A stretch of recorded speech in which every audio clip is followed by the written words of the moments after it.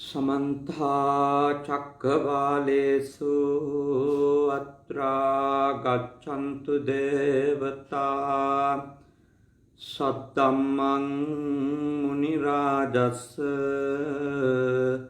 सुनन्तु सग्गमोक्खदं धम्मश्रवणकालो अयं बदन्ता धम्मश्रवणकालो अयं बदन्ता धम्मश्रवणकालो अयं बदन्ता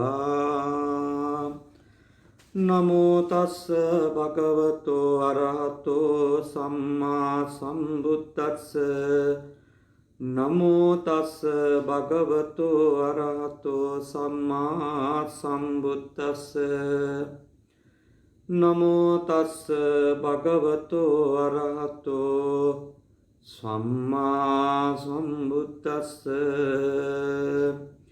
अनूपवादो अनूपगातो पातिमोक्खेच संवरो मत्तन्युता च बद्धस्मिन् पन्तञ्च शयनासनम् अधिचिन्तेन आयोगो एतं बुद्धान शासनम्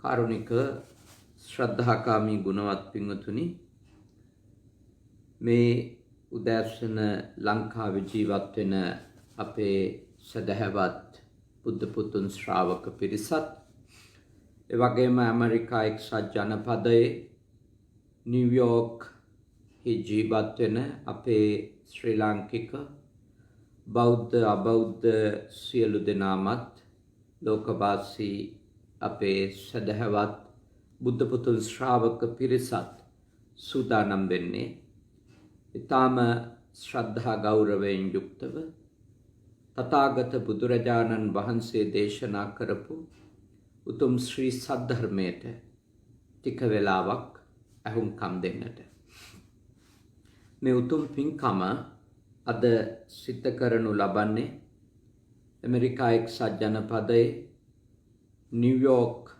ප්‍රාන්තයේ ස්ටැටන් අයිලන්ඩ් ඒ විහාරස්ථානයේ ප්‍රධාන බෞද්ධ විහාරයෙහි වාර්ෂික කටින පුණ්‍යෝත්සවය නිමිති කරගෙන තමයි වස් පින්කම නිමිති කරගෙන තමයි මේ උතුම් පුණ්‍ය කටයුත්ත සූදානම් කරලා තියෙන්නේ.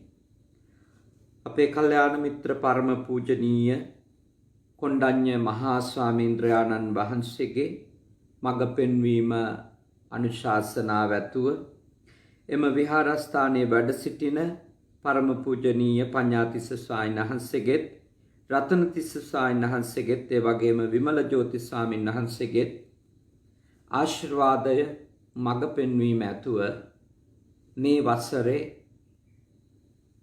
ස්ටැටන් අයිලන්ඩ් බුද්දිස්ට් විහාරයේ බෞද්ධ විහාරයෙහි දායක පවුල් 15ක පිරිස අපේ හිතවත් සුරංග පෙරේරා මැතිතුමා ඇතුළු දායක පවුල් 15ක පිරිස මිට මාස 3කට කලින් වස් ආරාධනා කටයුතු සිද්ධ කළා. දැන් එහි කටින පුණ්‍යෝත්සවයේ උතුම් පින්කම් මාලාව තමයි මේ දවස්වල සිද්ධ වෙන්නේ.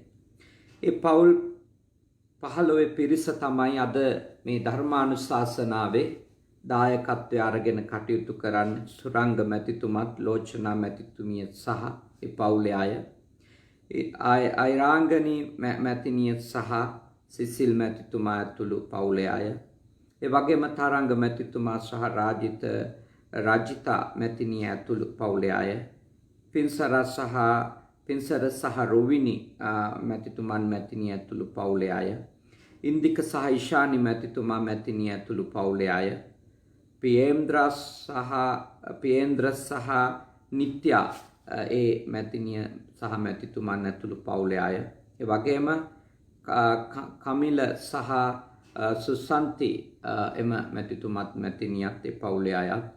ඒ වගේම වසන්ත සහ නිල්මිනි මැතිතුමන් මැතිනිය ඇතුළු පවුලේ අය.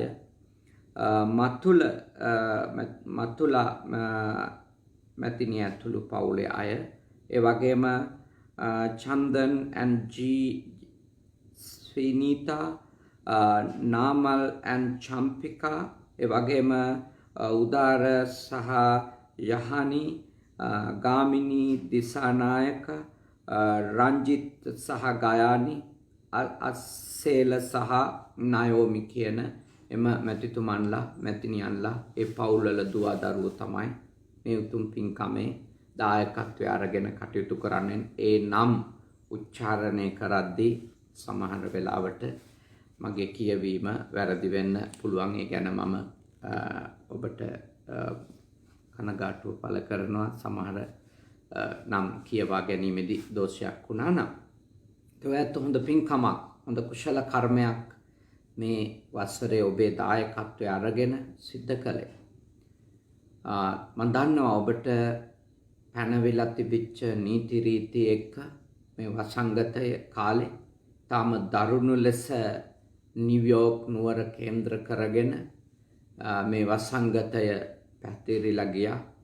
විශාල පිරිසක් ඔබ දන්න එරට වැසියන් ජීවිතක්ෂයට පත් වුණා. ශ්‍රී ලාංකිකයොත් මම විශ්වාස කරනවා ඒ අතරතුර ඇති කියලා. ඒ වගේම තව විශාල පිරිසක් මේ වසංගතයේ ගොදුරු බවට පත් වුණා. ඒ කොතෙකුත් බාධක ආවත් තමන් බොහෝ කාලයක් බලන් ඉඳලා තමන්ට අපේ කොණ්ඩඤ්ඤ සාහිණන් වහන්සේ ඇතුළු මහා සංඝ රත්නය වස්වසවාගෙන උන්වහන්සේලාට අප උපස්ථාන කරලා උන්වහන්සේලාට දම්පැන් පූජා කරලා විහාරස්ථානයේ පැවැත්ම වෙනුවෙන් බොහෝ අප උපකාර ශක්තියින් ලබා දීලා සිත කරපු මේ වස්පින්කම් මාලාවේ සමාප්තියට ඔබ ඇවිල්ලා තියෙනවා. මං හිතන්නේ කෙනෙකුගේ ශ්‍රද්ධාව ඒ වගේ අභියෝගාත්මක අවස්ථාවලත් තිරව පිහිටුවාගෙන මොන ප්‍රශ්න ආවත් අපේ සාහිණන් වහන්සේලාට වස් ආරාධනා කරපු විදියටම ඒ කටයුතු හොඳින් සිත කරනවා. නීති රීති උල්ලංඝනය කරන්නේත් නැතුව, සාහිණන් වහන්සේලාව අපහසුතාවයට පත් කරන්නේත් නැතුව, ඒ කටයුතු ටික හොඳින් කරනවා කියන අදිටන ඇතුව සුරංග මැතිතුමා එම මැතිනිය ඇතුළු ඒ පවුල් 15ෙම සියලු දෙනා කටයුතු කරන්නට ඇති කියලා මම විශ්වාස කරනවා.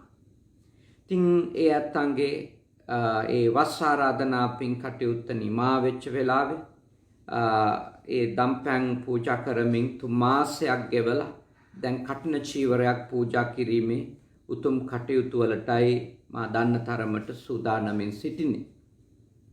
අද ඒ වෙනුවෙන් පවත්වන ධර්මානුශාසනාවේදී මම ඊටාම වටින ගාථා ධර්මයක් භාග්‍යවතුන් වහන්සේගේ වටින උතුම් උදාාර අනුශාසනාවක් ඔබ එක්ක සාකච්ඡා කරන්නට කල්පනා කළා. මේ ගාථා ධර්මය හරි විශේෂයි. මම කියවපු ත්‍රිපිටක මූලාශ්‍රවල මට හමු වෙලා තිබෙන ගාථා දෙකයි. අවසන් පදපේළියෙහි තිබෙන්නේ ඒතං බුද්ධාන ශාසනං කියලා. එකක් තමයි සබ්බපාපස්සකරණං කියන ගාථාව. අනික් ගාථාව තමයි මේ අනූපවාදෝ අනූපගාතෝ කියන ගාථාව. මේ ගාථා දෙක විතරයි මට තවම මුණ ගැහිලා තියෙන්නේ. මෙය සියලු බුදුවරුන්ගේ සියලු භාග්‍යවතුන් වහන්සේලාගේ මේ විශ්වයේ පහළ වෙච්ච අනුශාසනාවයි කියලා විශේෂ ප්‍රකාශනයක් සහිතව අවසන් වෙන ගාථා ධර්ම අතර. ඉතින් මේ ගාථාව අපේ කොණ්ඩඤ්ඤ මහා ස්වාමීන් වහන්සේ ඇතුළු මහා සංඝ රත්නය දන්නවා. විශේෂ ශාසනික හමුවීම්වලදී භික්ෂුන් වහන්සේලාගේ පැවිදි පිරිස විශේෂ හමුවීම්වලදී ආරම්භක ගාථාව ලෙස සජ්ජායනා කරන්නේ අනූපවාදෝ අනූපඝාතෝ පාතිමොක්ඛේච සංවරෝ මත්තඤ්ඤුතාච බත්තස්මින් පන්තංච සයනාසනම් අදිච්චිත්තේන ආයෝගෝ ඒතං බුද්ධාන ශාසනං කියන මේ ගාථා ධර්මයේ තමයි පින්වතුනි අපි නිතර සායනහන්සලගේ හමුවීම් වලදී සභාවන් වලදී සාකච්ඡාවන් වලදී ආරම්භක ගාථා ධර්මයේ ලෙස සජ්ජායනා කරා. ඒ මොකද හේතුව ඒ ගාථා ධර්මය නිතර මෙනෙහි කිරීම බුද්ධ ශාසනයේ පුහුණු වෙන පැවිද්දෙක් අනිවාර්යෙන් කළ යුතු එකක්. බුද්ධ ශාසනයේ පුහුණු වෙන ගිහි පින්වතුන්ලා මේ උතුම් ගාථා ධර්මයේ ගැන දැනුවත් වෙලා ඉන්න එක, එහි තිබෙන ධර්ම කොටස පිළිබඳව අවබෝධයකින් ඉන්න එක ඉතාම අත්‍යවශ්‍ය කරුණක් ලෙස මම මෙහිදී යෝජනා කරන්නට කැමතියි. එයින්ද කවුරුත් මතක තියාගන්න ඕන සබ්බපාපස් සකරණං ගාථාව වගේම අනූපවාදෝ අනූපඝාතෝ පාතිමොක්ඛේච සංවරෝ මත්තඤ්ඤුතාච බත්තස්මින් පන්තංච සයනාසනම් අදිච්චිත්තේන ආයෝගෝ ඒතං බුද්ධාන ශාසනං කියන ඒ උතුම් ගාථා ධර්මය. දැන් අපි එහි අර්ථවලට යමු. අනූපවාදෝ අනූපඝාතෝ කියලා තථාගත ශාසනය උගන්වන්නේ නිගා කොට කතා නොකිරීම, හිංසා නොකිරීම. තවත් විදියකට කිව්වොත් අනුන්ට විවිධ ආකාරයේ නම් ගොත් පවසලා හිංසා පීඩා නොකිරීම, කතා නොකිරීම, ඒ වගේම අනුන් පෙලීමට හෝ නැසීමට තත් නොකිරීම. ඒ කිව්වේ ඔබගේ කායික ක්‍රියාවන් සහ වාචසික ක්‍රියාවන් අනෙකාට හිංසාකාරී නොවි පවත්වා ගන්නට ඔබ වගවිය යුතුයි කියන එක තමයි එහි අදහස වන්නේ. දැන් ඔය අනුන්ට හිංසාවක් වෙන විදියට කතා කිරීම කියන එක, නින්දා පහස කිරීම, පහත් කිරීම, නම්පට බැඳීම, කෙනෙකුගේ ශරීරය තුල පවතින විවිධ වෙනස්කම් සලකා බලලා ඒ වෙනස්කම් ගැන යථාර්ථය කතා කිරීමෙන් වළකින්න කියලා නෙමෙයි මේ කියන්නේ. ඒ වෙනස්කම් මත පිහිටලා අවඥා සහගතව කතා කිරීම, අවමන් කරලා කතා කිරීම. කෙනෙකුගේ ඇස්වල යම් වෙනස්කම් පවතින්න පුළුවන්. හැබැයි ඒ ඇහැක පවතින වෙනස්කම, නහයක පවතින වෙනස්කම, කටක පවතින වෙනස්කම, කන්වල පවතින වෙනස්කම, නැත්තම් හැඩහුරුකමේ පවතින වෙනස්කම්, ඒවා නියාම ධර්ම වල බලපෑම නිසා ඒ වෙනස්කම් ඇති වෙලා තියෙන්න පුළුවන්. සමහර කෙනෙකුට ඒකට කම්ම නියාමය, සංසාරිකව කරපු කර්ම බලපාල තියෙන්න පුළුවන්. ඒ වගේ කායික වෙනස්කම් සහිතව උපදින්න. හැබැයි සමහර කෙනෙකුට බීජ නියාම, ඥානමය බලපෑම ඇති වෙලා තියෙන්න පුළුවන්. මෞපිය පරම්පරා 7ක විතර ඉඳලා එන ඥානයක් බලපාලා එහෙම කායික වෙනස්කම් ඇතුව කෙනෙක් උපදින්න පුළුවන්. සමහර කෙනෙක් සංසාරේ කරපු කර්ම නිසා එහෙම වෙන්න පුළුවන්. තවත් සමහර කෙනෙකුට වෙන බාහිර කාරණා බලපෑමෙන් කායික වෙනස්කම් සහිතව බහුතරයකට පවතින කායික ස්වභාවයන්ට වඩා වෙනස් ලක්ෂණ සහිතව උපදින්න තියෙන ඉඩකඩ ඕන තරම් තියෙනවා. හැබැයි ඒ කිසිම කායික ස්වභාවයක් කාගේවත් තෝරා ගැනීමක් නෙමෙයි. කාගේවත් තෝරා ගැනීමක් නෙමෙයි කාගේ හරි කයේ ස්වභාවය කියන එක. මම උසද මිටිද කියන කාරණය මගේ තෝරා ගැනීමක් නෙමෙයි. මං දැනුවත්ව කරගත්තු දෙයක් නෙමෙයි.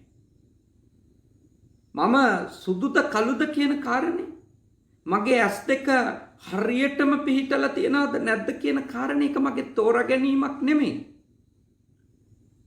ඒක මගේ අභිලාෂයක් මත වෙච්ච දෙයක් නෙමෙයි. මං උපදිනකොටම හෝ ඉපදිලා මගේ මුල් අවුරුදු 5 තුල හෝ සමහර විට සිද්ධ වෙච්ච යම් දේවල්. ඒ හින්දා කායික යම් වෙනස් ස්වභාවයන් තියෙනවා. දැන් ලංකාවේ ඉන්න සමහර අය සදාකාලිකවම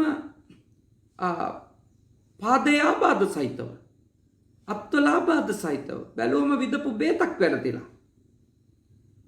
එතකොට ඒක එයාගේ වරද්දක්. හැබැයි මිනිස්සු මොනතරම් එවැනි ආබාධයක් සහිතව ඉන්න කෙනෙකුට කොච්චර නම් ගණන් කියනවද? අපවාද උපවාද කරනවද?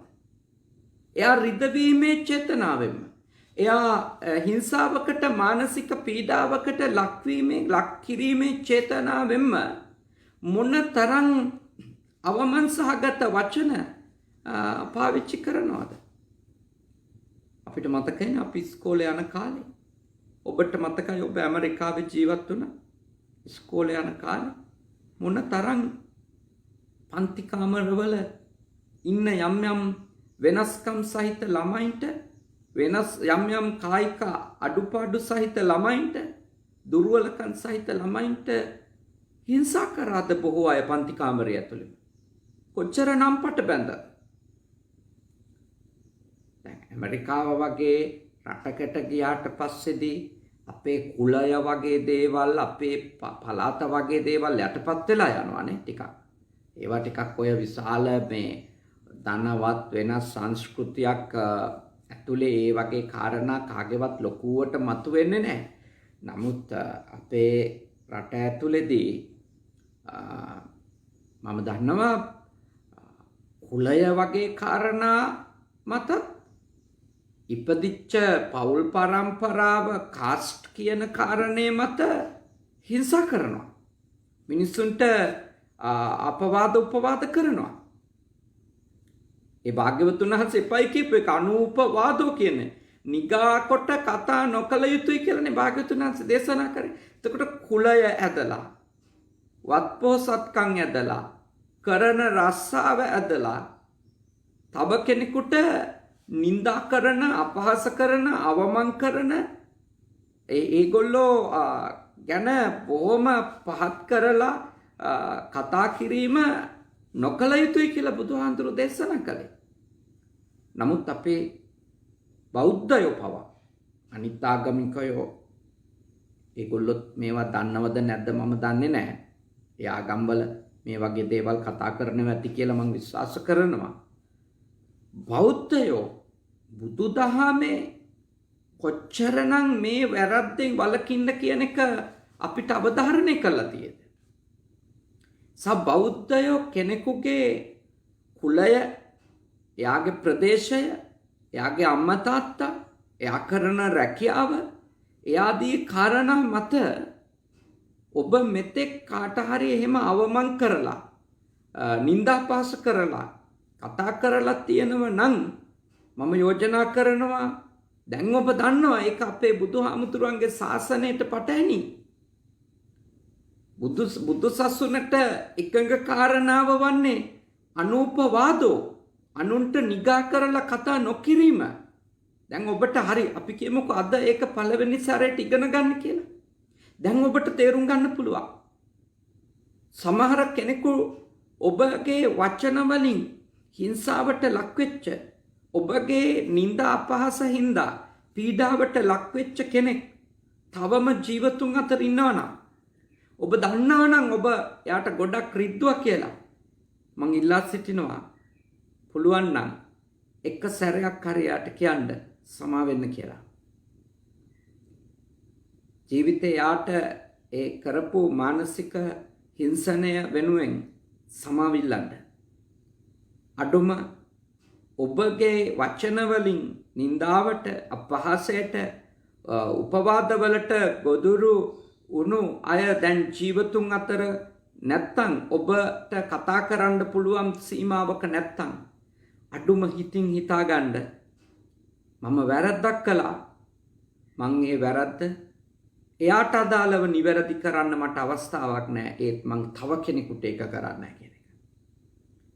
එයයි ඔබ කැමතිද ඔබේ යම්කිසි කරුණක් ඇදලා අරන් කවුරු හරි ඔබට පහත් කරලා අවමන් කරලා නිගා කරලා කතා කරනවට ඔබ කැමති නෑ මං හොඳටම දන්නවා. එහෙනම් ඔබ වග වෙන්න ඕන. ඔබට එහෙම කතා කරනවට අකමැති නම් නිගා කරලා ඔබ ඒක අනිත් අයට නොකර ඉන්න. ඔය ලෝකේ බුලින් කියන එක මම බුලින් ඒ වචනේ හරියටම උච්චාරණය වුණාද නැත්ද මම දන්නේ නැහැ. ඒ වචනේ ඇතුලේ කතා කරන්න උත්සාහ කරන්නේත් ඒක. ඉතින් ඒකට අර ටිකක් දැන් කාගේ හරි කම් දෙක ඇහෙන්නේ නැත්නම් ඒකට පාවිච්චි කරන සිංහල වචනේ බිහිරි. ඒකට වෙන වචනයක් කියන්න නැහැ. කාගේ හරි ඇස් දෙක පේන්නේ නැත්නම් ඒකට කියන්නේ අන්ධයි. අන්ධ විද්‍යාලය කියලා තියෙන්නේ. දැන් ඊට එහාර මේ අර කියන්නේ දේශපාලනික නිවැරදි කිරීම කරන්න ලෝකෙ ටිකක් ඕනවට වඩා දඟලමින් ඉන්නවා නේ. එහෙම වෙන්න ඕනේ නෑ. කාට හරි ඔටිසම් නම් ඔටිසම්.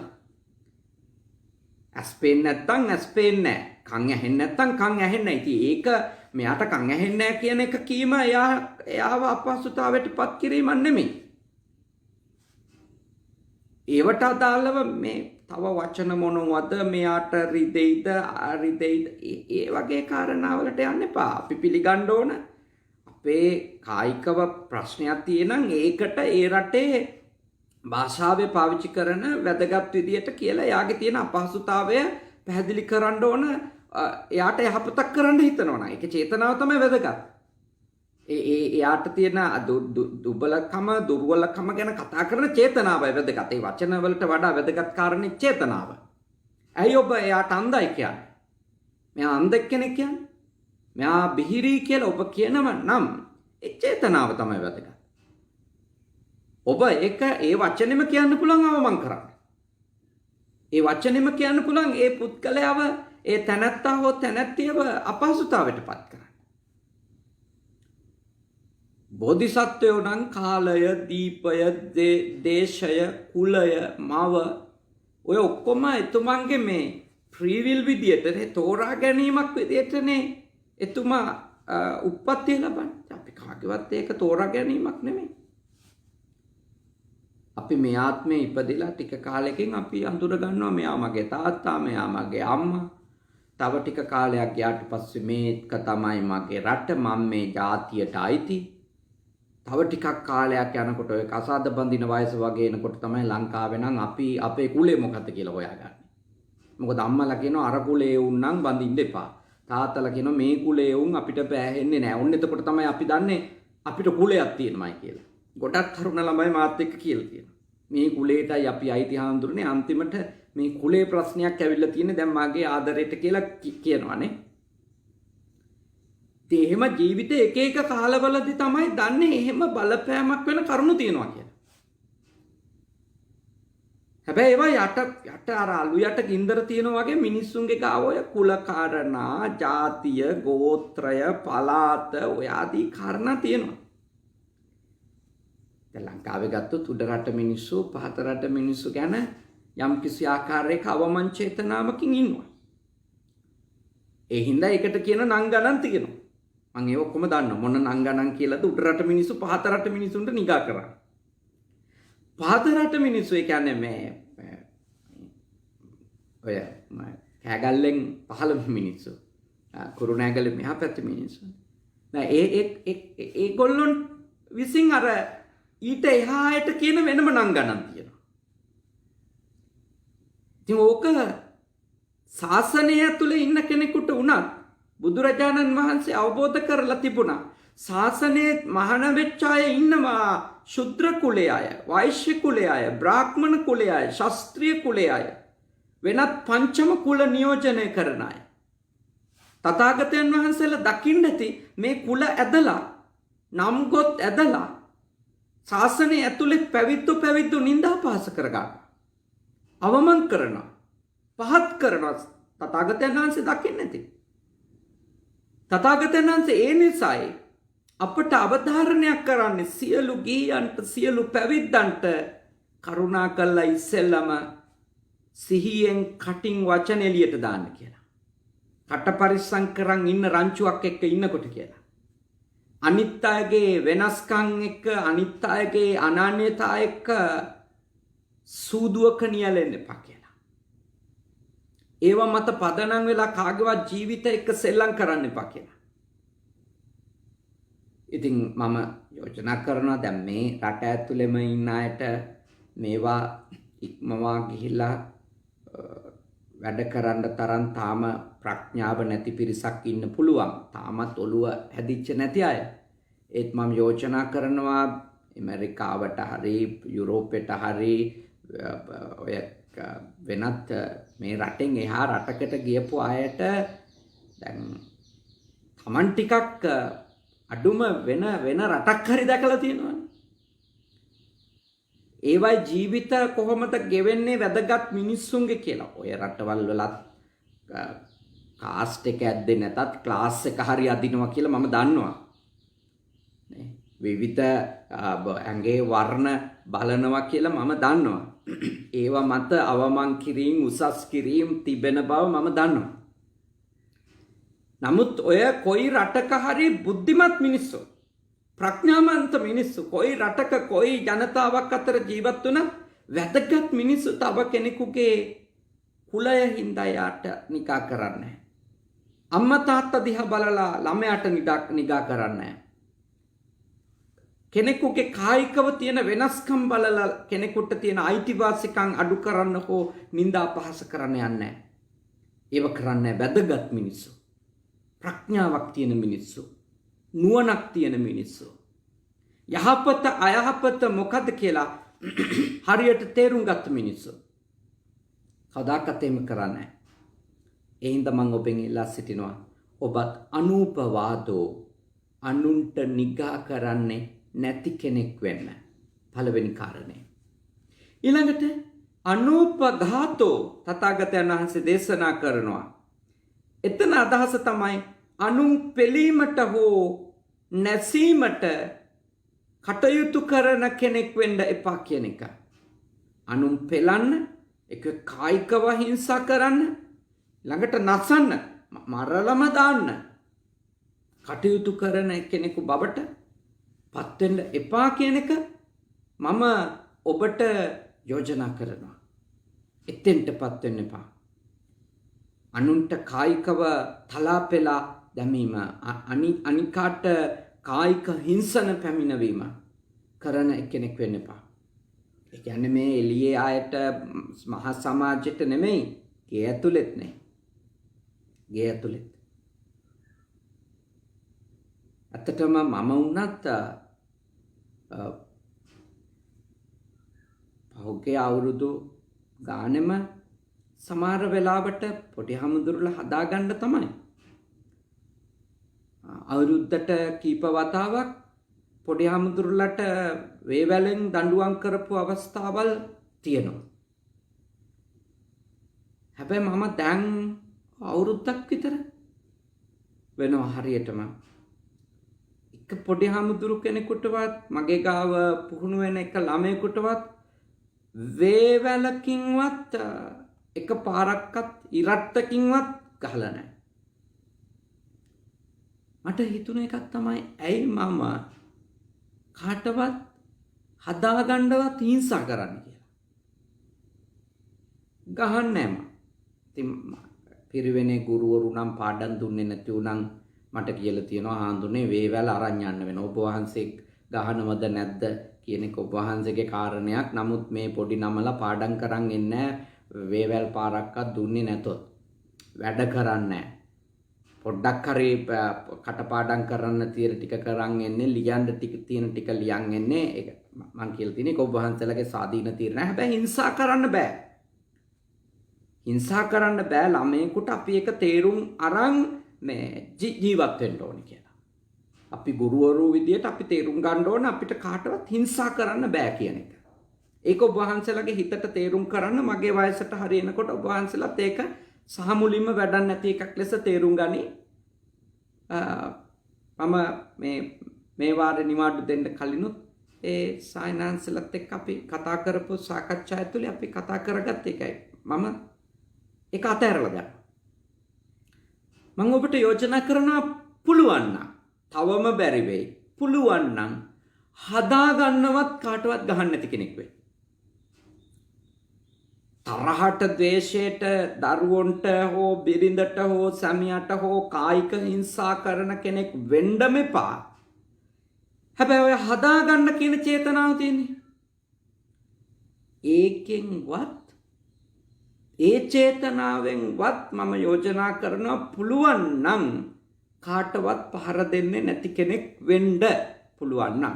මොකද අපේ බුදුහාමුදුරුවෝ ඒ ක්‍රමේ අනුමත කළා නැහැ. විශේෂයෙන් ඔය කොයි රටවල් වල හිටියත් පිරිමි අයට කාන්තාවෝ හිංසා කරන එකත් කායිකව, කාන්තාවන්ට විශේෂයෙන් පිරිමි අය කායික හිංසා කරන එකත් කොන්දේසි විරහිතව නවත්තන්න ඕන.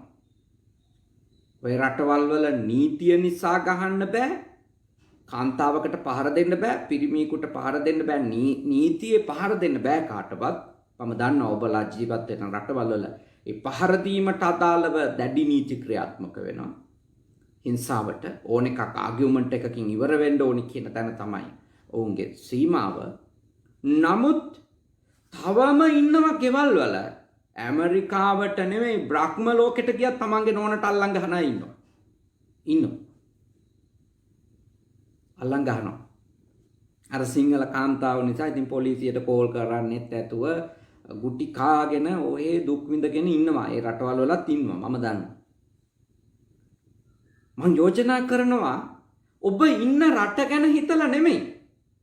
ඒකේ තියෙන නීති ගැන හිතලා නෙමෙයි. මං ඉල්ලා සිටිනවා කාට හරි හිංසා කරන එක, ගහන එක වැරද්දක් කියලා තේරුම් ගන්න උත්සාහ කරන්න.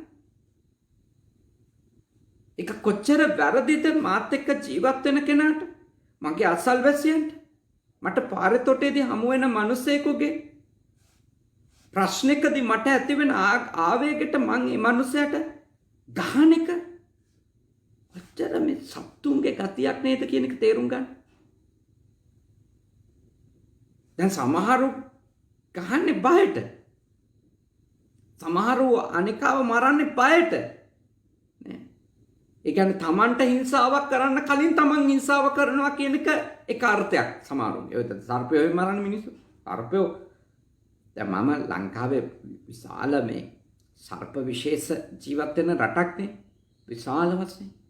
මම ඔය ටිකක් ඔය හේන් ගොවිතැන් අරේ මේ කරන පළාත් වලට ගියාම මම බණ කියනකොට මම මිනිස්සුන්ට කියලා තියෙනවා මේ අත උස්සන්න බලන්න මේ සර්පයෝ මරපු අය. ඉතින් හරියට මම බණ අවසානයේ තෑග්ගක් දෙයි වගේ හරි සතුටින් කියනවා මම සර්පයෝ මෙච්චර මරලා තියෙනවා.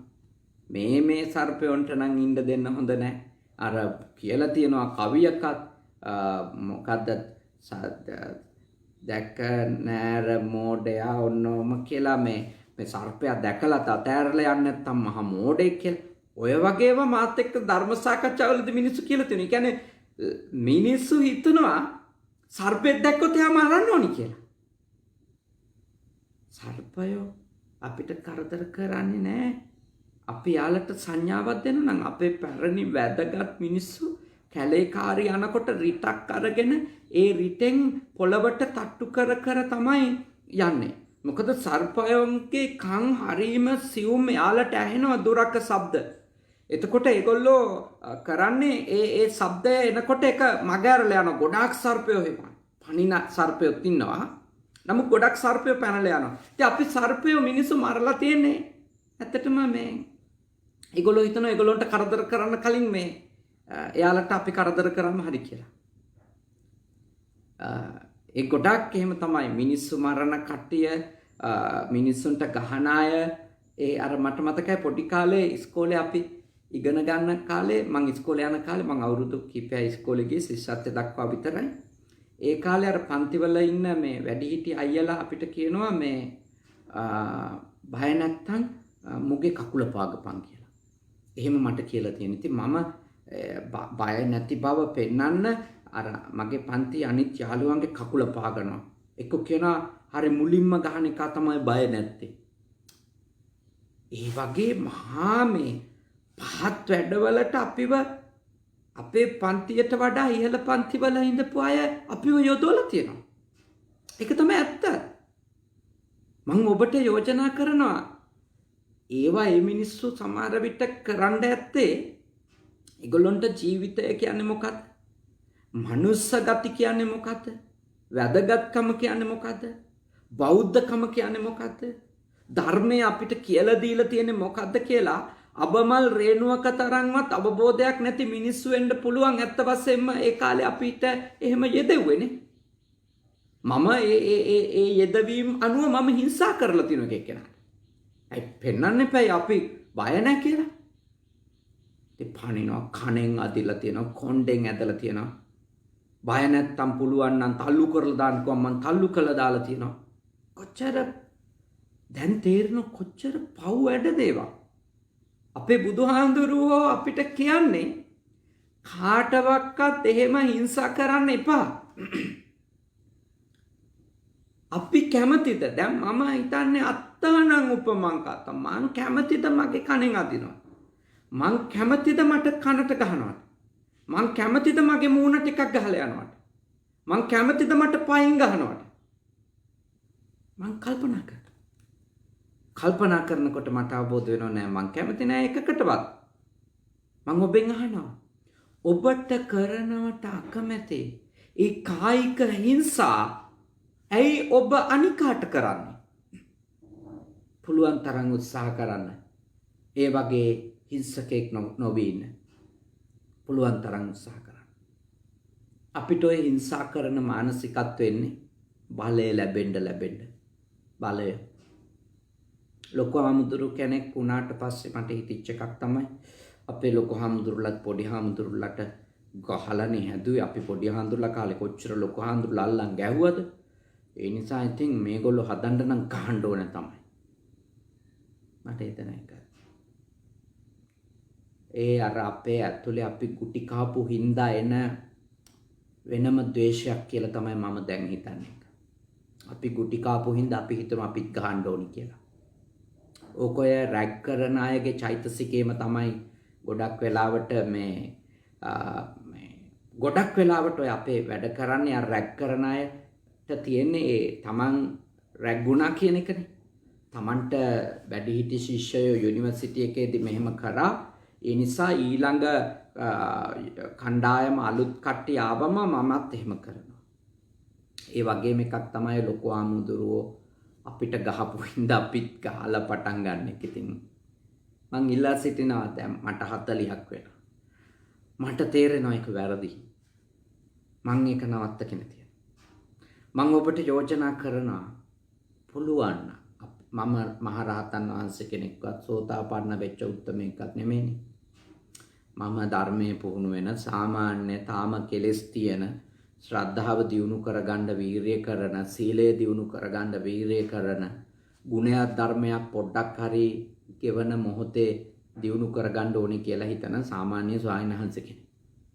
හැබැයි මං හිතනවා කොහොම හරි කරලා මගේ පොඩ්ඩ හරි මේ තියෙන පාපි සිතුවිලිනේ තාම වැරදි ඒ අයහපත් සිතුවිලි පොඩ්ඩ හරි අයින් කරගන්න ඕනේ. බලය ලැබෙන්න එන මාන්නෙත් එක්ක මිනිහෙකුට ඕනවට වඩා බලය අපි දෙනවා කියන්නේ ඒ මිනිහගේ මාන්නේ වැඩි කරනවා කියන එකනේ. බලය මිනිහෙකුට ඕනවට වඩා ලැබෙනවා කියන්නේ මේ මිනිහා උද්දච්ච වෙන්න, උඩඟු වෙන්න, මානක්කාර වෙන්න පටන් ගන්නවනේ. එන්න මේ මානක්කාර වෙනවානේ. ඒ නිසා මම ඔබට යෝජනා කරනවා මේ මානක්කාරකම ඔබට එන්න පුළුවන් ඔබ ධනවත් වෙනකොට. ඔබ බලවත් වෙනකොට. සමහර වෙලාවට කායික හිංසන කරනවා වෙන්න පුළුවන් අනිත් එක්කෙනාට ඒකේ ඇත්ත හේතු හොයලා බැලුවම දන්නවා මෙයාට කරන්න දෙයක් නැහැ. මෙයාට තියෙන්නේ ගුටි කකා ඉන්න විතරයි. මෙයාට රස්සාවක් නැහැ. මෙයාට දැන් ඔය වගේ රටවල සමහර කෙනෙක් ඔබත් එක්ක ඉන්නවා වීසා එක ඔබ මත යැපෙන්නේ. ඒ වගේ ප්‍රශ්න. ඒවා අල්ලලා Taman උසස් කියලා හිතන් අනිත් එක්කෙනාට කායික පීඩා කරන්න එපා කියලා තමයි මේ යෝජනා කරන්නේ. ඒක කරන්න එපා. මොකද ඔබගෙන් ජීවත් වෙනවා කියන කාරණය ඔබගෙන් පීඩා විඳින්න සුදුසුකමක් නෙමෙයි. ඔබගෙන් යැපෙනවා නම් ඔබගෙන් ගුටි කන්න ඕනි කියන එක ධර්මයක් නෙමෙයි. ඒක යුක්තියකුත් නෙමෙයි. ඒක මනුෂ්‍යත්වයටත් නිගාවක්. ඒ වගේ තත්ත්වයක් ඔබගේ හිතට එනවනම් එහෙනම් හොඳට තේරුම් ගන්න. ඊළඟ කාරණේ භාග්‍යවතුන් වහන්සේ දේශනා කරන පාතිමොක්ඛේච සංවරෝ. දැන් ජේෂ්ඨම ශ්‍රේෂ්ඨම සීලය ප්‍රතිමෝක්ෂ සංවර සීලයනේ. ඒ පැවිද්දන්ට උපසම්පදා පැවිද්දන්ට අපි වගේ ඇත්තන්ට භාග්‍යවතුන් වහන්සේ දේශනා කරන පාතිමොක්ඛ සංවර ප්‍රතිමෝක්ෂයෙහි නිවනම අරමුණු කරගත්තු සීලය කියන එක. ඒ සීලයෙහි සංවර වෙච්ච කෙනෙකු වෙන්න. පරාජිකා ධර්මයන්ගෙන් පරාජිකා භාවයට පත් නොවි සෙසු ප්‍රතිමෝක්ෂයේ දේශනා කොට වදාළ කුද්ධානුකුද්දක ශික්ෂාවන් ඇතුළු කොට ශික්ෂාවන්හි අනුමත්තේසු වජ්ජේසු භය දස්සාවි කියලා ධර්මය කියන්නේ. අනුමාත්‍ර වරදේ පවා බය දකිමින් ලැජ්ජාව ඇති කරගෙන ඒවයි තියෙන භයානකකම වටහාගෙන ජීවත් වෙන සීලවන්ත කෙනෙකු බවට ප්‍රාතිමෝක්ෂයෙන් සංවර වෙච්ච කෙනෙකු බවට ඔබ පත් වෙන්න කියන එක. ඒක ගිහියන්ට අදාළ නැහැ. ගිහියෝ යටත් පිරිසෙන් පන්සිල් පද පහවත් රකින්නම නම් ඒක ගිහියන්ට නිවනට පාතිමෝක්ෂය පිණිස උපකාරවත් සීල විසුද්ධියට උපකාරවත් වෙන බව මං කොතෙකුත් ධර්ම දේශනාවල ඔබත් එක්ක කතා කරලා තියෙනවා. පන්සිල් පද පහ ඇති. පන්සිල් පද පහ මදි නෑ නිවන් මඟ අවබෝධ කරන්න. ඔබට සෝතාපන්න ආදී මාර්ගඵල වලට පත් වෙන්න අවශ්‍ය මූලික පුහුණුවට සීල විසුද්ධියට පන්සිල් පද පහ ආරක්ෂා කර ගන්නවා නම් ඒක ඊටාම ප්‍රාමාණිකයි, ඊටාම ප්‍රයෝජනවත් ලොකු අනුග්‍රහයක් වෙන අනුග්‍රහිත ධර්මයක් සීල විසුද්ධියට ඔබ පන්සිල් වලින් හරි සීලවන්ත වෙලා ඉන්න එක.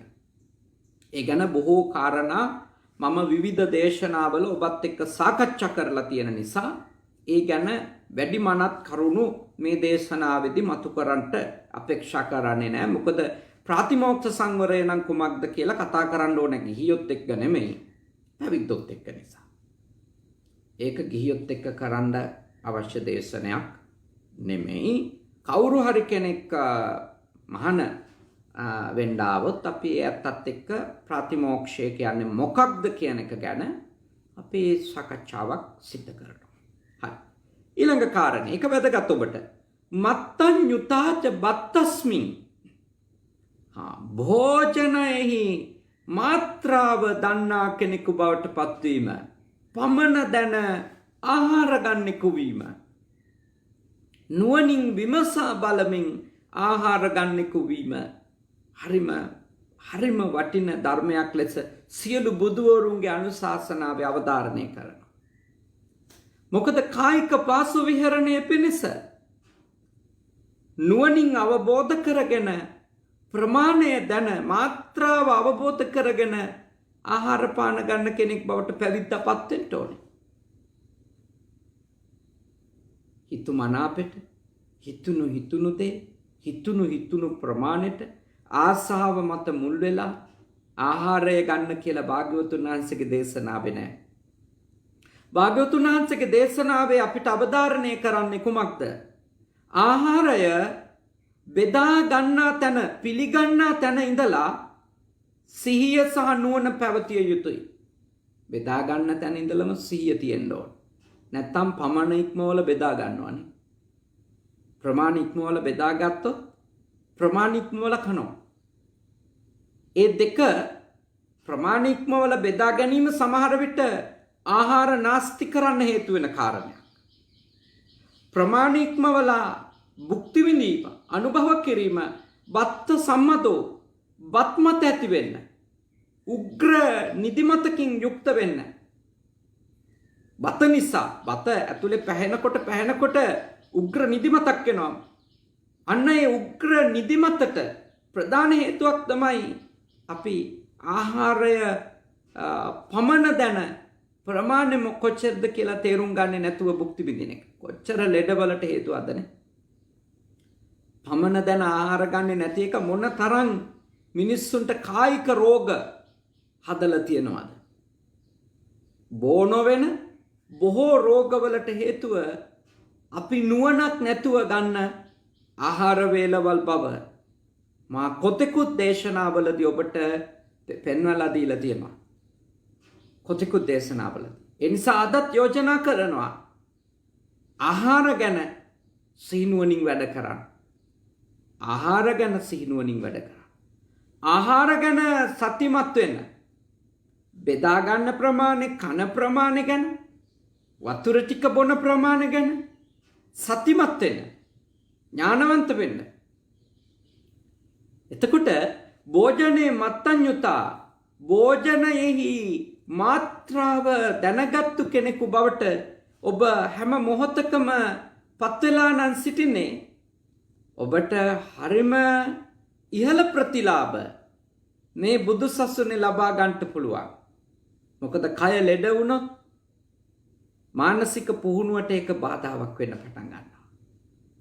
මොකද ඊට පස්සේ කයේ තියෙන අපහසුතා එක්ක අපේ ආධ්‍යාත්මික පුහුණුවේ සාර්ථක ජයග්‍රහණ ලබා ගන්නට හරි දුෂ්කරයි. ඒ නිසා බුද්ධිමත් වෙන්න. හොඳට කල්පනා කරන්න. මේ කාලේ නම් මම යෝජනා කරනවා නුවණින් ආහාර පාන එක්ක වැඩ කරන එක බොහෝම හොඳයි. පවතින මේ වසංගතය ලෝකේ පුරා ඇති වෙමින් තිබෙන ආහාර හිඟය, නිෂ්පාදනය බිඳ වැටීම, ප්‍රාමාණික ආහාර නොලැබීම නිසා ඉදිරි වසර තුර කී ලක්ෂයක් නියයයිද මන්ද පෝෂණයෙන් කියලා තාම හිතා ගන්නවත් බැරුව ඉන්නවා. මොකද බොහෝ නිෂ්පාදනයන් සහ මුලින්ම ඇනහිටලා තියෙන්නේ. සමහර විට වසංගතය නිසා මිය යන ප්‍රමාණයට වඩා සමහර විට ඉදිරියේ ආහාර දුර්ලභ වීම නිසා මිය යන ප්‍රමාණය වැඩි වෙන්න උනත් ඉඩ කඩක් තියෙනවා. ඒ නිසා පමණ දැන ආහාර ගන්න. නුවණින් ආහාර ගන්න. කන්නේ ආහාර මොනවද, නොකන්නේ ආහාර මොනවද කියලා ඒක වෛද්‍යවරුන්ගෙන් අහන්න. මොකද්ද කන්න සුදුසු, මොකද්ද කන්න සුදුසු නැත්තේ කියලා. ඔබගේ රෝගවලට ගැලපෙන්නේ, රෝගවලට නොගැලපෙන්නේ, ප්‍රත්‍ය අප්‍රත්‍ය ඒවා වෙද මහත්තුරු සහ දොස්තර මහත්තුරු කියන එක. බුද්ධ ධර්මයට අනුව මට කියන්න පුළුවන් දේ තමයි මොන ආහාරය ගත්තත් නුවණින් යුක්තව පමණ දැන ආහාර ගන්න. ප්‍රමාණ ඉක්මවපු ගමන් මොන ආහාරෙත් විසක් තමයි. මොන ආහාරෙත් ප්‍රමාණ ඉක්මවුවොත් අකැප දෙයක් තමයි. වර්ගේ ඒ ආහාරේ නම නෙමේ වැදගත්. ඒ ආහාරේ හැදිලා තියෙන්නේ කොහොමද කියන එක නෙමේ වැදගත්. ඒකේ ප්‍රමාණය මාත්‍රාව ඉක්මවල ගත්තු ගමන් ඒක විසක් වෙනවා. ආහාර කියන්නේ බේතක්. jigaccha paramaroga බරපතලම ලෙඩේ, අමාරුම ලෙඩේ jigaccha බඩගින්නනේ. එතකොට ඒකට තියෙන බේත තමයි ආහාරය. හැබැයි මාත්‍රාව ඉක්මවුවොත් ආහාරයම තව ලෙඩ හදනවා. බුද්ධිමත් වෙන්න. ඊළඟට තථාගතයන් වහන්සේ දේශනා කරනවා අපට ඔබ පන්තංච සයනාසනම් විවේක තන වූ දනන් නිතර නොගැවසෙන තැන්වල පිහිටි සේනාසනයන්හි ඇලීම සිද්ධ කරනවා නම් ඒක හරිම උතුම් දෙයක් කියලා. දැන් නම් සරණං මම විශ්වාස කරනවා මේ වසංගතය කලින් නම් ස්ටැටන් අයිලන්ඩ් පන්සල කියන්නේ විශාල බෞද්ධ පිරිසක් පැමිණෙන විහාරස්ථානයක්. මං හිතනවා මේ වසංගතයේ පැවරිලා තියෙන නීති රීති රෙගුලාසි එක්ක අරණ්‍ය සේනාසනයක් වගේ හරිම විවේකස්ථානයක් බවට ස්ටැටන් අයිලන්ඩ් විහාරස්ථානයක්. අපේ සායනහන්සලට ආරණ්‍යයක වැඩ ඉන්නවා වගේ හරිම සාමකාමී සහ නිස්කලංක පරිසරයක් මේ වසංගතයත් එක්ක හැම පන්සලකම උදා වුණා. මගේ විහාරස්ථානයේ එන පිරිස දැන් තීරණය කළා තියෙනවා උපරිම දෙන්නයි කියලා. දානෙට සහභාගී වෙන ගිහි පිරිස උපරිම දෙන්නයි. ඒ දෙන්නගෙත් උණ බලලා අත් සෝදවලා තමයි ඇතුළට ගන්න වෙලා තියෙන්නේ. සෞඛ්‍ය නීති රීති වලට අපි යටත් වෙන්න ඕන. ඉතින් එතකොට අපිට පන්සල සේනාසනයක් වෙනවා. ශූන්‍යාකාරයක් වෙනවා. මහා පිරිස් පොඩි කකා ඉන්න තැනක හිතේ කොහොමත් සහනේ අඩුයිනේ. අපිට මානසික විවේකය භෞතික පරිසරයේ උපකාරයෙන්ුත් ලැබෙනවා. ඒකෙන් කියන්නේ කැලේක හිටියා කියලා හිත හැදෙනවා කියලා.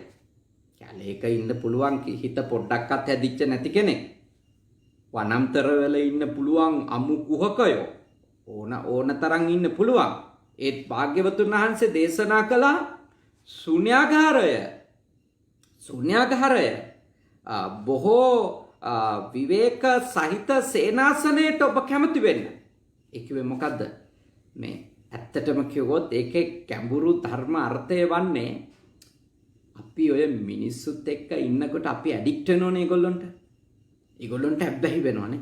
මිනිස්සුත් එක්ක ඉන්න අපි යාලට ඇබ්බැහි වෙනවා. යා නැතුව බෑ අද කෝල් එකක් නැහැ. මොකද දන්නේ ආවේ නැත්. එතකොට අපේ ඔළුව වැඩ කරන්නේ අපේ කය පිළිබඳව හෝ සිත පිළිබඳව හෝ අපේ දැනෙන සංවේදනා පිළිබඳව හෝ අපේ සිතට නැගෙන සිතුවිලි පිළිබඳව හෝ නෙමෙයි.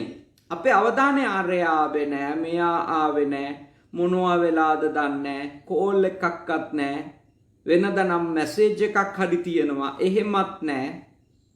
අපි අර බැහැ වෙනවනේ. දැන් ඇත්තටම අපි අර සෙනසුනේහි ඇලුණු කෙනෙක් වෙන්න, විවේක සෙනසුනේ ඇලුණු කෙනෙක් වෙන්න කියලා අපේ බුදුහාමුදුරුවෝ කියන ඒ අර්ථය අපි අපේ මනසට චිත්ත විවේකයක් ලබා ගන්න බුදුහාමුදුරුවෝ පෙන්වලා දීපු අනුග්‍රහිත ධර්මයක් ලෙස තමයි ගන්න කියලා මම යෝජනා කරා. ඒක අනුග්‍රහ කරගන්න පුළුවන්. ඒක ඔබේ චිත්ත විවේකයට, ඒ විවේක සේනාසනයක නැත්නම් ඔබේ ඉන්න ජීවත් වෙන ස්ථානය ගොඩාක් මිනිස්සු ගැවසෙන්නේ නැති විවේක ස්ථානයක් නම් ඒක හරි උදව්වක්. ඒත් ඒකෙන් කියන්නේ පන්සලට මිනිස්සු යන එක නවතින්න ඕනේ, මිනිස්සු පන්සලට එන එක නවත්තන්න ඕනේ නෑ. එහෙම යෝජනා කරන්න බෑ. කොයි තැනක තමන්ගේ හිතේ විවේකය හදාගන්න එතන ඉන්න එක්කෙනා දැනගන්න ඕන. මගේ හිතට විවේකයක් ඇති කරගන්න පුළුවන්, මගේ හිත සංවර කරගන්න පුළුවන් මොන මිනිස්සෙක්වත් නැත්තම් විතරයි. මිනිස්සු ආවොත් නම් මගේ ඔළුව අවුල් වෙනවා කියනවා නම් ඒක හරි ප්‍රාථමිකම තැන. එච්චර ප්‍රාථමික තලයක ඉන්නවා නම් ඔබේ පුහුණුව ගොඩාක් කරගන්න ඕන. හැබැයි මතක තියාගන්න ඕන අපි විවේක ස්ථාන යන්නේ නැත්තම් ගොඩක් මිනිස්සු ගැවසෙන්න ආස නැති තැන් වලට තමයි අපි කැමති වෙන්න ඕන. හිත දියුණු කරන්න හිතනවා. ගොඩක් මිනිස්සු කැමති තැන් වලට ගියාම ඒ මිනිස්සුන්ගේ බාධක වැඩි අපිට අපේ ආධ්‍යාත්මික ගවේෂණයට, ආධ්‍යාත්මික පර්යේෂණයට. ඒකයි තථාගත ශාසනයේ ඒ වගේ කරුණක් අපිට අවධාරණය කරලා තියෙන්නේ. ආරඤ්‍ය ගතෝවා, රුක්ඛ මූල ගතෝවා, ශුඤ්ඤාගාර ගතෝවා. ආරණ්‍යයක්, වෘක්ෂ මූලයක්, ශූන්‍යාගාරයක්. ඒ තැන්වලට පැවිද්ද වෙච්ච අපේ මනසේ ඇල්මක් තියෙන්න ඕන. කොටින්ම කියන්නේ රංචුවෙන් අයින් වෙලා තනියෙන් ඉන්න හිතේ කැමැත්තක් තියෙනවා. තනියෙන් ඉන්න කැමති නැති අයට ගොඩක් දුෂ්කර වෙයි කියලා බුද්ධ ආගමේ කියන බෑ නෙමෙයි, දුෂ්කර වෙයි කියලා බුදු සසුනේ යෝජනා කරනවා. හිත වඩන එක ඒක දුෂ්කර කාරණයක් ලෙස. අන්තිම කාරණය තථාගතයන් වහන්සේ දේශනා කරනවා අදිචිත්තේන ආයෝගෝ. ඒකුවේ සමත විදර්ශනාවන්හි සමත විදර්ශනාවන් වඩන කෙනෙක් වෙන්න සමත භාවනාවන්ගෙන් හිතේ කෙලෙස් සමතයකට දීර්ඝකාලීන දමනයකට පත් කරගන්න කෙනෙක් වෙන්න ඊළඟට ප්‍රඥාව විදර්ශනාව දියුණු කරලා සිතේ කෙලෙසුන් සහ මුලින්ම දුරු කරන සච්චිත්ත පරියෝදපනං සිත සම්පූර්ණයෙන්ම දමනය කරපු නැත්නම් අධිචිත්තේන ආයෝගෝ සමවත්ති ඇලුණු සමවත් වඩන්ඩ උද්‍යෝගිමත් කෙනෙකු බවට ඵල සමාපatti ලබා ගන්නට උද්‍යෝගිමත් පැවිද්දෙක් බවට පත් වෙන්න කියන එක. ඒක ගිහියත්තන්ටත් චිත්ත ඒකාග්‍රතාවය දියුණු කරගන්න ඒ උතුම් චතුරාර්ය සත්‍ය අවබෝධයට උපකාරවත් වෙන ඒ උදාර ප්‍රඥාව දියුණු කරගන්න අපේ තථාගතයන් වහන්සේ යෝජනා කරන ඔබේ මනසේ ඒ සඳහා කැමැත්තක් ඇති කරගන්න. චිත්ත ඒකාග්‍රතාවයට කැමැත්තක් ඇති කරගන්න. උතුම් ප්‍රඥාව දියුණු කරගන්න ඔබේ හිතේ කැමැත්තක් ඇති කරගන්න. ඒ කැමැත්ත ඒ කුසල ඡන්දය ඔබට උපකාරවත් වේවි මේ ශාසනයේ උපරිම ප්‍රතිඵල නෙලා ගන්න. උපරිම ප්‍රතිඵල. ඉතින් අපි ඊටාම ශ්‍රද්ධාවෙන් අපේ පින්වත් සදහවත් පිරිස සමග මේ සද්ධර්ම සාකච්ඡාවේදී සියලු බුදුරජාණන් වහන්සේලාගේ අනුශාසනාවක් සංවාදයට ලක් කළා. ස්ටැටන් අයිලන්ඩ් බෞද්ධ විහාරයෙහි අතිපූජනීය ජේෂ්ඨ අනුශාසකයන්න් වහන්සේ අපේ කල්යාණ මිත්‍ර කොණ්ඩඤ්ඤ සාමීන් වහන්සේ පඤ්ඤාතිස්ස සාමීන් වහන්සේ රතනතිස්ස සාමීන් වහන්සේ සහ විමල ජෝති සාමීන් වහන්සේගේ මඟ පෙන්වීම ඇතුව අවවාද ඇතුව අනුශාසනා ඇතුව හරිම උතුම් උදාර පින්කටයුත්තක් මේ වස් කාලෙත් සුරංග මැතිතුමා ඇතුළු පවුලේ අය අයිරාංගනි මැතිණිය ඇතුළු පවුලේ අය තරංග මැතිතුමා ඇතුළු පවුලේ අය එවැගේම පින්සර ඉන්දික ප්‍රියේන්ද්‍ර කමිලා එවැගේම වසන්ත මතුලා චන්දන් ස්විනීතා නාමල් සහ චම්පිකා උදාර ගාමිනී රංජිත් අසෙල මේ කියන පවුල් 15 අය ඒ පවුල්වල දරුවෝ ඒ පවුල්වල වැඩිහිටි අතම්මල සියලා ඒ පවුල්වල කල්යාණ මිතුරියෝ තමයි මේ අවුරුද්දේ වස්පින් කමේ දායකත්වය අරගෙන කටයුතු කළේ. වෙන අවුරුදු වල නිදහස තියෙද්දි රැකියාව කරලා හොඳට අතේ මිටේ කියක් හරි තියෙද්දි කටින පින්කම් කරනවා වස් පින්කම් කරනවානේ. ඒක ඇත්ත. හැබැයි ඒ සියලු බාධාවල් තියෙන වෙලාවක ඔබ වස් පින්කම අඛණ්ඩව කරගෙන ගියා. අපේ කොණ්‍යයන් සායනහන්සේ ඇතුළු සායනහන්සලට ඕන්නම් වස් ශික්ෂාපදයක් අතෑරලා දාලා මේ අනතුරුදායී කාලයක් කියලා ලංකාවට වඩින්න තිබුණානේ. ඕන්නම් ඔය එන එකම ප්ලේන් එකේ ටිකට් එකක් වෙන් කරගෙන ආමුදුරුල්ලට වඩින්න අවස්ථාව තිබුණා. හැබැයි ඇමරිකා එක්සත් ජනපදයේ ඇතුළු අනෙක් සියලුම උතුරු ඇමරිකාවෙත් යුරෝපයේ බටහිර පෙරදිග ඈත පෙරදිග මේ කියන ලෝකයේ දස දිසාවෙම පන්සල්වල වැඩ ඉඳපු හාමුදුරුවරු හිතුවේ එකම දෙයයි. මේ වෙලාවේ අපේ මිනිස්සු විපතටපත් වෙද්දී අපි විතරක් ලංකාවට යන්නේ නැහැ කියන එක. මිනිස්සු ඔක්කොම මිය ගියොත් අපිත් අපවත් වෙයි. ඒත් අපේ දායක පිරිසගේ හිත සකසන්න. කවුරු හරි හිත රිදිලා හිත කඩා වැටිලා ඉන්න වෙලාවක වචනයක් කියලා හරි හිත ශක්තිමත් කරන්න. පිරිත් ටිකක් කියලා හරි හිතට සැනසෙල්ලක් ගෙනල්ලා දෙන්න. අපි මේ විහාරස්ථානවල වැඩ ඉන්නවා. අපි මේ වසංගතය නිසා අපි අපේ ජනතාව අතෑරලා යන්නේ නැහැ කියන ඒ මහා කරුණාවන්ත සිතුවිල්ලෙන් කොණ්ඩඤ්ඤ සායනහන්සේ ඇතුළු පූජනීය සායනහන්සලා මේ වස් කාලයේ ඔබේ විහාරේ ගත කළා. ලෝකේ බොහෝ සායනහන්සලා එහෙමයි. අපි උන්වහන්සේලට අපේ හදවතින් නැගෙන নমස්කාරය පුද දෙනවා, පූජා කරනවා.